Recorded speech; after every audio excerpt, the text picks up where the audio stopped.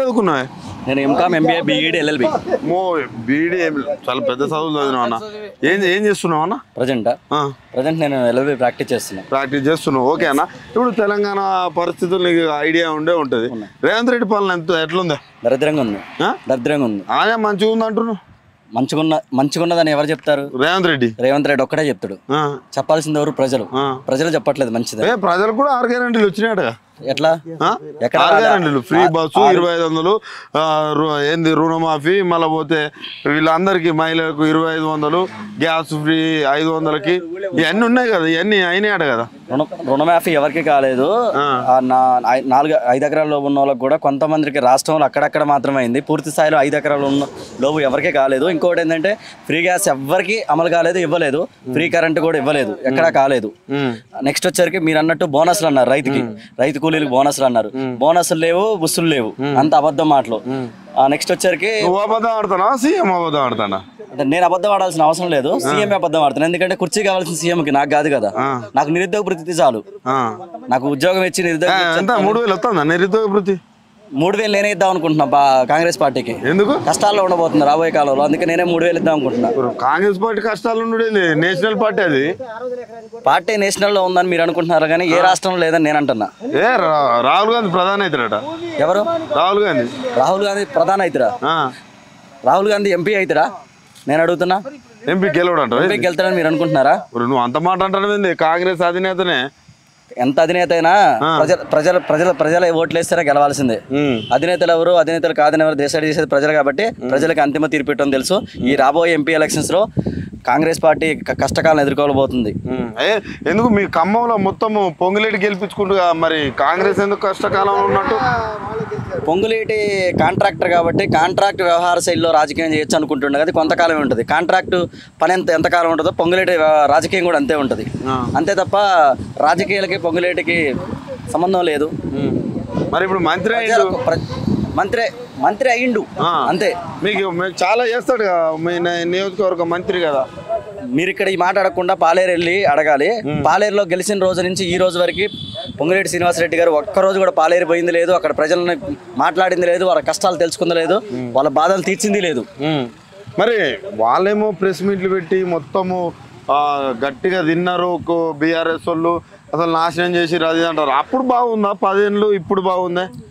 నేను అప్పుడే బాగుంది నేను అంటా. ఇప్పుడు బాగుందని నేను అన్ను. ఎందుకంటే మీరు చూస్తున్నారు చుట్టుపక్కల ప్రాంతాన్ని. ఒకప్పుడు ఇదే ఎండాకాలంలో కూడా పచ్చగున్న చేన్లు ఇప్పుడు వచ్చేసరికి ఎండిపోయి కనపడుతున్నాయి. మీకు ఎక్కడా నీళ్ళు లేవు. ఈ దేశానికి ఎన్నుముకలనే రైతు కష్టాలు పడుతుంటూ మళ్ళీ ఉరికొయ్యలు ముద్దాడాలనుకుంటున్నాడు. కారణం ఏంటంటే నీళ్ళు లేవు, పెట్టుబడి లేదు, ఏమి ఎరువులు లేవు, రైతులకి ఇచ్చేసి అసలు ఏమీ లేదు. ఇప్పుడు ప్రభుత్వం మారడానికి కారణమైన ఇద్దరు వ్యక్తులు, ఒక విద్యార్థులు, 2 రైతులు. విద్యార్థులను మోసం చేసిండు, రైతుల్ని మోసం చేసిండు. మాకు జాబ్ క్యాలెండర్ ఇస్తారని నోటిఫికేషన్ జాబ్ క్యాలెండర్ ఇవ్వలేదు.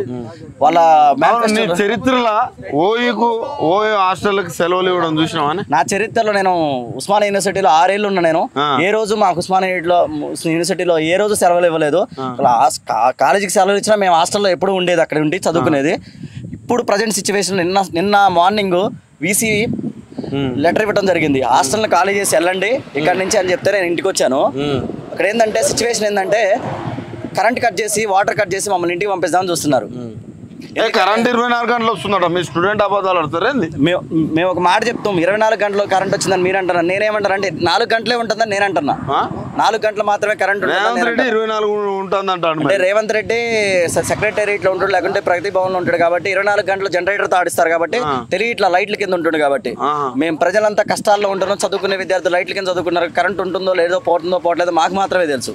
ఆయన అసలు ఏంది వీళ్ళు కరెంటు పోయింది అనుకోండి అసలు సస్పెండ్ చేస్తా అనేటట్టు మాట్లాడుతుండే కదా.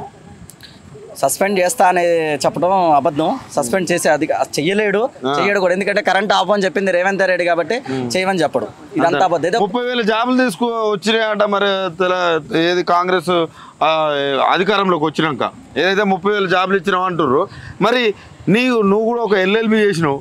ఎన్ని ఎంట్రన్స్లు రాసినావు కాంగ్రెస్ పార్టీ అధికారంలోకి వచ్చినాక? కాంగ్రెస్ పార్టీ అధికారంలోకి వచ్చింది ఒక్కడు కూడా రాయలేదు. గతంలోనే బీఆర్ఎస్ ప్రభుత్వం అధికారంలో ఉన్నప్పుడే నోటిఫికేషన్ రిలీజ్ చేయడం జరిగింది. అవి ఎగ్జామ్స్ అన్ని లేట్ అవ్వడంతో ప్రభుత్వం మీద కొంచెం వ్యతిరేకత చూపించడం జరిగింది నిరుద్యోగులంతా. ఎగ్జామ్స్ కండక్ట్ చేయకపోవడం, టీఎస్పీఎస్లో కొంత అవకతవకలు ఏర్పడటం వల్ల ప్రభుత్వం మీద నిరుద్యోగులు వ్యతిరేకత చూపించారు. అప్పుడే జాబులు లేట్గా వేసినా కూడా కొంత జాబులు నియామకం చేయడం జరిగింది బీఆర్ఎస్ ప్రభుత్వం. కాంగ్రెస్ ప్రభుత్వం వచ్చి గత 4 నెలల్లో ఒక్క నోటిఫికేషన్ లేదు. గత నోటిఫికేషన్లో ఎగ్జామ్స్ కండక్ట్ చేసి రిజల్ట్ ఇచ్చే వాటిని కూడా పెండింగ్ లో పెట్టే ఆలోచనలో కాంగ్రెస్ ప్రభుత్వం ఉంది. ఇదంతా కూడా ఎంపీ ఎలక్షన్స్ కోసం ఆడుతున్న డ్రామా కాంగ్రెస్ ప్రభుత్వం. ఎంపీ ఎలక్షన్స్ అయిపోయిన తర్వాత సంకీర్ణ ప్రభుత్వం కేంద్రంలో ఏర్పడిన తర్వాత రేవంత్ రెడ్డి జైలు పోవడం పక్క. రేవంత్ రెడ్డి ఏమంటాడంటే బలంగా ఎట్లా చెప్తున్నా, రేవంత్ రెడ్డి ఓటుకు కేసులో రెడీగా ఉన్నాడు. నువ్వు రేవంత్ రెడ్డి జైలు పోతాడని నువ్వు అంటున్నావు. మరి ఆయన ఏమంటుండు తెలుసా, కేసీఆర్ చేయని అవినీతి లేదు, కేసీఆర్ నే పంపిస్తా అంటుండు. కేసీఆర్ పోతాడా రేవంత్ రెడ్డి పోతాడా జైలుకి? ఇప్పుడు దొంగనే దొంగ అని చూపాడు కదా, మంచోడినే దొంగ అన్నాం అనుకో నేను మంచోడిని అయిపోతా కదా. మంచోడి దొంగ అన్నాం అనుకో వాడు దొంగ అయితే నేను మంచోడిని అవుతా. కాబట్టి రేవంత్ రెడ్డికి ఏం అలాంటిది. రేవంత్ రెడ్డి అన్ని పార్టీలు మానిండో మీకు తెలుసు, మాకు తెలుసు.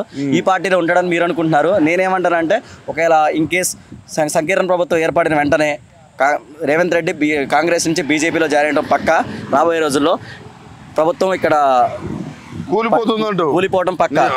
ఒక యువకుని ఇంత గట్టిగా మాట్లాడుతున్నావు అంటే మరి ఏం జరుగుతుందో రాజకీయాలలో? అంటే యువకుడిని కాబట్టే, నేను నిరంతర విద్యార్థిని కాబట్టే, నేను చూస్తున్నా, చదువుతున్నా, రాష్ట్ర రాజకీయాలు అర్థం చేసుకుంటున్నా కాబట్టి నాకు దాని పట్ల అవగాహన ఉంది కాబట్టి నేను చెప్పగలుగుతున్నా. మీకు నరేంద్ర మోడీ మనకి ఏమన్నా ఇచ్చినాడా? నరేంద్ర మోడీ రాష్ట్రానికి ఏం చేయలేదు. నరేంద్ర మోడీ మొత్తం డెవలప్మెంట్ మొత్తం నార్త్ ఇండియా పెట్టిన, సౌత్ ఇండియాలో ఎక్కడ చేయలేదు. ఈ రాష్ట్రానికి రావాల్సింది డబుల్ ఇంజన్ సర్కార్ ఎత్తారట. డబుల్ ఇంజన్ సర్కార్ అన్నారు. మరి ఇప్పుడు రేవంత్ రెడ్డి పోతాడేమో, మళ్ళీ అక్కడికి వెళ్తే డబుల్ ఇంజన్ సర్కార్ అయ్యే అవకాశాలు ఏమైనా ఉన్నాయా? డబుల్ ఇంజన్ అంటే మీకు అర్థం కాని విషయం నాకు అర్థమైంది, మీకు చెప్తా. డబుల్ ఇంజన్ అంటే అక్కడ నరేంద్ర మోడీ ఉంటాడు, ఇక్కడేమో నరేంద్ర మోడీ శిష్యుడు రేవంత్ రెడ్డి ఉంటాడు. ఓహో, డబుల్ ఇంజన్ సర్కార్ అంటే రాష్ట్రంలో బీజేపీని వాళ్ళు మారుస్తారు, అసలు బండి సంజయ్ అన్నది ఈ దృష్టిలోనే. మీరేమనుకున్నారు? అట్లా కాదు. మేము కాంగ్రెస్ గెలిచింది సింగిల్ ఇంజన్ సర్కార్ ఏమైనా ఉంటుండొచ్చు, లేకపోతే లేదు, అది కూడా ప్రజలు తీర్పిస్తారు అనుకున్నా. కానీ ఇది జరిగే అవకాశాలు ఉన్నాయంటూ 100% ఉన్నాయి. ఎంపీ ఎలక్షన్స్ కాగానే మీరు ఈ మేలో ఎలక్షన్స్ అయిపోగానే జూన్ కానీ జూలై కానీ మీరే చూస్తారు. Okay, thank you.